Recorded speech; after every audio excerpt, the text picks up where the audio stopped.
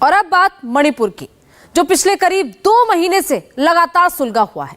मणिपुर जाति हिंसा की आग में जल रहा है। पूरा मई बीत गया है, जून भी बीतने वाला है, लेकिन अभी तक ये आग बुझ नहीं पा रही। मणिपुर में सेना तैनात है, लेकिन हालात सुधर नहीं पा रहे। और ऐसे में कांग्रेस नेता राहुल गांधी मणिपुर पहुंच गए तो उनके दौरे पर भी विवाद हो गया। बीजेपी कह रही है राहुल गांधी राजनीति करने गए हैं, कांग्रेस कह रही है पीड़ितों के जख्मों पर मरहम लगाने गए हैं। लेकिन इस बीच सवाल ये बना हुआ है कि हिंसा रुक क्यों नहीं रही। इसी पर पूरी रिपोर्ट देखिए।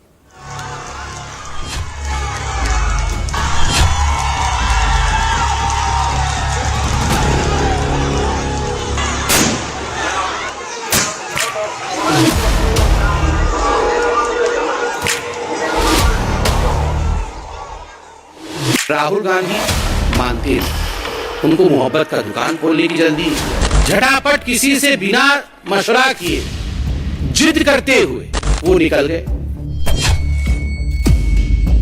राहुल गांधी जी वहां पर लोगों से मिलने जा रहे हैं। राहुल गांधी जी वहां पर लोगों को ढांढस बंधाने जा रहे हैं और जिस नफरत के बाजार में मोहब्बत की दुकान खोलने की उन्हें ठानी है, उसको आगे बढ़ाने के लिए जा रहे हैं। क्या राहुल गांधी मणिपुर में राजनीति करने के लिए गए हैं? वैसे में राजनीति के माध्यम से अगर माहौल को बिगाड़ने की कोशिश की जाती है तो ये उचित नहीं। प्रधानमंत्री ने 2 महीनों से मणिपुर की कोई सुध नहीं ली, प्रचार प्रसार करते रहे, चुनाव में अपना बूथ मजबूत कराते रहे, अमेरिका इजिप्ट घूमते रहे।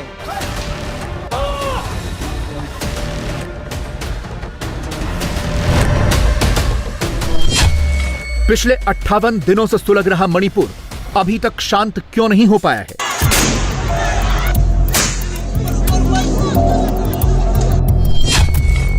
मणिपुर में फौज की तैनाती होने के बाद भी अभी तक शांति क्यों नहीं हो पाई?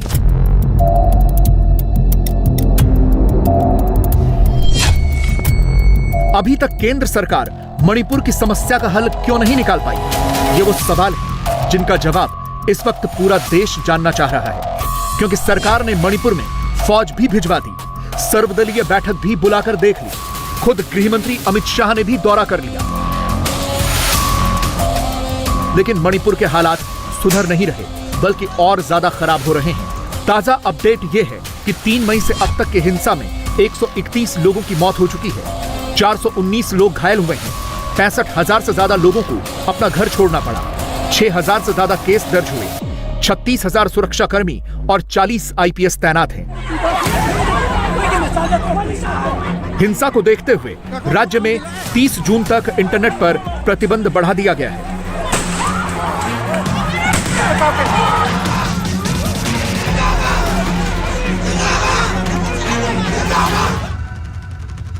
और ऐसे हालात में राहुल गांधी मणिपुर पहुंच जाते हैं, लेकिन उनकी यात्रा शुरू होने से पहले ही विवादों में आ गई। राहुल गांधी आज सुबह फ्लाइट से इंफाल पहुंचे, जहां से उन्हें चूड़ा चांदपुर जिले के रिलीफ कैंप्स में जाना था, लेकिन रास्ते में पुलिस ने उनका काफिला रोक लिया। ये मणिपुर के बिष्णुपुर जिले की तस्वीरें हैं, जहां राहुल गांधी का काफिला रोका गया। यहां बिष्णुपुर के एसपी और मणिपुर कांग्रेस के नेताओं के बीच बहस हो रही है।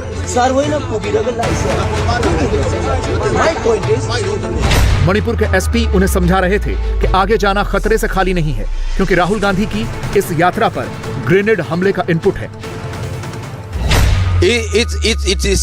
It was improving, but when Valley people started going towards the foothills, fire also out of apprehension of whatever the reason, fire started coming from the hills. This has been the scenario in the last 1-2 days, and possibility of blasting the grenades along the highway which a VIP is going to move today,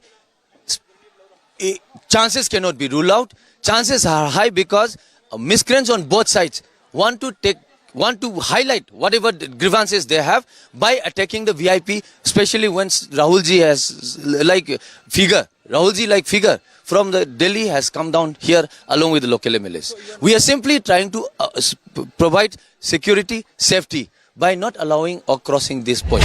वो जो मैं सुना है कि ये chief minister और SP conversation Manipur में बात किया है, और जब चीफ मिनिस्टर का इंस्ट्रक्शन आ रहा है ब्लॉक करने का, वो है चल रहा है, ये पॉलिटिकलाइज कर रहा है। कोर्ट में जाने के लिए क्या आप लोग बात कर रहे हैं, आप लोग क्या करेंगे? हाँ जी, ब्लॉक रहे हम अभी सारे रिलीफ कैंप जाना है, एफेक्टेड वो जो जगह जाना है, और इसलिए राहुल जी आ रहा है। हम लोग वो जो कांग्रेस का टीम आ रहा है, पीस मिशन के लिए आ रहा है, ये सीधा सीधी आ रहा है ना। आप लोगों ने यहाँ पे अधिकारी से बात किया है, एसपी से बात किया है? हाँ किया है। तो आप कोई प्रॉब्लम है, वो जो प्रॉब्लम होने से तो ऑर्डर दीजिए, ऑर्डर भी नहीं दे रहा है, नहीं दे रहा है, बोल रहा है वो जो सिचुएशन ऐसा नहीं हो, खाली सिर्फ लॉ एंड ऑर्डर ऐसा नहीं है बोल रहा है। लेकिन कांग्रेस समझने के लिए तैयार ही नहीं थी। तभी कुछ स्थानीय महिलाएं और कांग्रेस के कार्यकर्ता जमा हो गए और नारेबाजी करने लगे। राहुल गांधी जिंदाबाद! राहुल गांधी जिंदाबाद! राहुल गांधी जिंदाबाद! इन महिलाओं और कांग्रेस के कार्यकर्ताओं ने जबरदस्ती करने की कोशिश की। पुलिस ने बैरिकेडिंग लगाकर उन्हें रोका, लेकिन वो जोर जबरदस्ती पर उतर आए।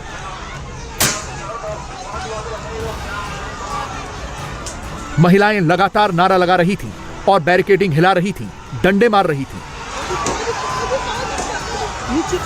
पुलिस बल कम पड़ गए तो महिलाएं बैरिकेडिंग तोड़कर आगे बढ़ गईं।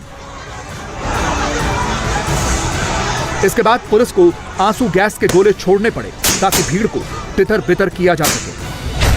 हम ये कहना चाहता है कि राहुल गांधी को चुचामपुर में जाने दे।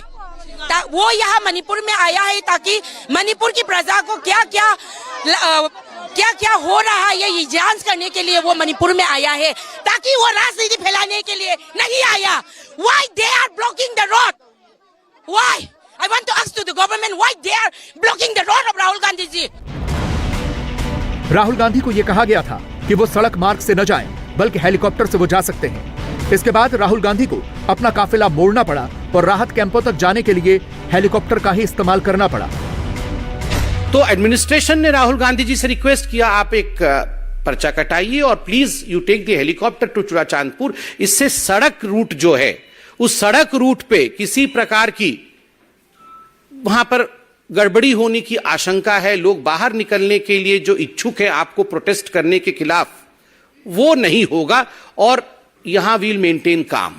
मगर राहुल गांधी मानते नहीं है, उनको मोहब्बत का दुकान खोलने की जल्दी है। झटापट किसी से बिना मशवरा किए, जिद करते हुए वो निकल गए। राहुल गांधी जी वहां पर टूटे बिखरे सपनों को सजोने के लिए, जिन लोगों का विश्वास हिल गया है, जिनके मन में शंका है, उनमें विश्वास जगाने के लिए, प्यार जताने के लिए, लोगों के आंसू पोंछने के लिए, लोगों को यह विश्वास दिलाने के लिए कि हम आपके साथ इस दुख की घड़ी में खड़े हैं और हम हर कीमत पर दुख की इस घड़ी में पार हो जाएंगे। इसलिए राहुल गांधी जी वहां पर जा रहे हैं। राहुल गांधी जी वहां पर प्रेम का संदेश देने जा रहे हैं। राहुल गांधी जी वहां पर लोगों से मिलने जा रहे हैं। राहुल गांधी जी वहां पर लोगों को ढांढस बंधाने जा रहे हैं और जिस नफरत के बाजार में मोहब्बत की दुकान खोलने की उन्हें ठानी है, उसको आगे बढ़ाने के लिए जा रहे हैं। सवाल यह है कि राहुल गांधी और कांग्रेस को जो बात प्रशासन समझा रहा है, वो समझने के लिए तैयार क्यों नहीं है? क्योंकि मणिपुर के हालात इस वक्त सामान्य नहीं हैं। वहां क्या हालात हैं, इसे सेना की तरफ से जारी किए गए इस वीडियो से समझिए। फौज ने ही यह वीडियो जारी किया है कि कैसे महिलाएं दंगाइयों को भगाने में मदद कर रही हैं। इसमें पहली घटना 24 जून की इम्फाल ईस्ट जिले के इथाम गांव की बताई गई है, जहां महिलाओं ने सेना का काफिला ब्लॉक कर दिया। इसी तरह से पूर्वी इम्फाल जिले के ही यंगान जीपोकपी में 23 जून को हथियारबंद दंगाइयों ने फायरिंग की। साथ में महिलाएं भी थीं। वाहनों में सवार होकर हथियारबंद दंगाई जा रहे थे। इन दंगाइयों को जब भगाया गया तो उन्होंने भागने के लिए एम्बुलेंस तक का भी इस्तेमाल किया। इसी तरह से पूर्वी इम्फाल के ही नुंगशुंग में 13 जून को दंगा हुआ तो भीड़ ने फौज का मूवमेंट रोक दिया। फौज को आगे जाने ही नहीं दिया गया। इसी वीडियो के माध्यम से फौज ने बताया कि मणिपुर में दिन हो या रात, महिलाएं फौज के ऑपरेशन में लगातार समस्याएं पैदा कर रही हैं। फौज को अपना साजो सामान ले जाने से भी रोका जा रहा है। जानबूझकर ऐसी कोशिश हो रही है कि फौज घटनास्थल पर देरी से पहुंचे। जैसे कि असम राइफल्स के बेस कैंप के एंट्री और एग्जिट रूट पर गड्ढे खोद दिए गए ताकि फौज को और ज्यादा देरी हो।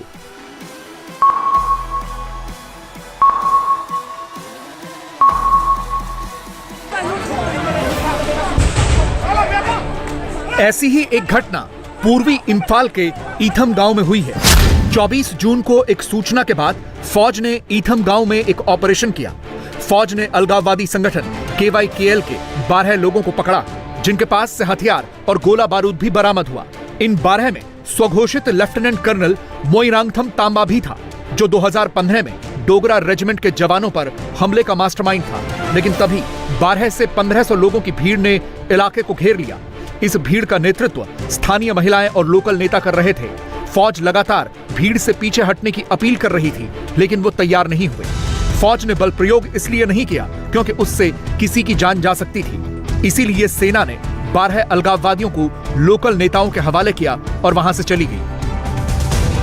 आर्मी ने इस घटना का एक ड्रोन फुटेज भी जारी किया है, जिसमें 24 जून 2023 की तारीख और शाम के 4:01 का वक्त साफ दिख रहा है। इसमें फौज के ऑपरेशन स्पॉट पर प्रदर्शनकारी महिलाएं साफ साफ दिख रही हैं। हर तरफ से लोकल जमा हो रहे हैं। सोचिए, जहां ऐसे हालात हों, वहां जब कोई राहुल गांधी के कद का नेता जाता है तो माहौल खराब होता है, और यही आरोप अब बीजेपी लगा रही है। बीजेपी का आरोप है कि राहुल गांधी मणिपुर में राजनीति करने जा रहे हैं, जबकि कांग्रेस कह रही है कि राहुल पीड़ितों के जख्मों पर मरहम लगाने जा रहे हैं। बीजेपी कह रही है कि राहुल वहां जाकर माहौल खराब करना चाहते हैं। कांग्रेस कह रही है कि पीड़ितों के साथ खड़े हैं, ये बताने जा रहे हैं। बीजेपी का आरोप है कि राहुल गांधी के मणिपुर जाने से हालात खराब हो रहे हैं। कांग्रेस कह रही है कि बीजेपी ने मणिपुर को छोड़ दिया है। जून 13 से 13 जून से अब तक शांति थी। किसी प्रकार की कोई बड़ी घटना, दुर्घटना और किसी की जान नहीं गई थी। और मुझे दुख के साथ कहना पड़ रहा है, आज सुबह एक व्यक्ति के जान के जाने की खबर है, दुखद खबर है।